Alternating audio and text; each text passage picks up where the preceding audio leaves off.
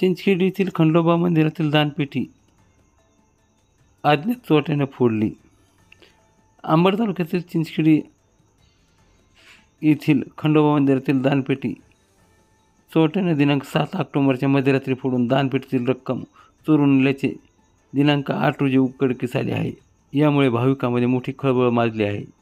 2018 मध्ये सुद्धा अशी चोरी खंडोबा मंदिरात झाली होती. या चोरीचा तपास गुलदस्त्यात असून काल चोरी झाल्याचे लक्षात येताच पोलीस प्रशासनाकडून मंदिर व परिसराची पाहणी करण्यात आली. पोलीस पथकातील श्वानास पाचारण करण्यात आले होते. चंपाषष्ठीला खंडोबाची मोठी यात्रा भरत असते. यापूर्वीच मंदिरातील दानपेटीत चोरट्यांनी लक्ष केल्याने मंदिर सुरक्षेचा प्रश्न ऐरणीवर आला आहे.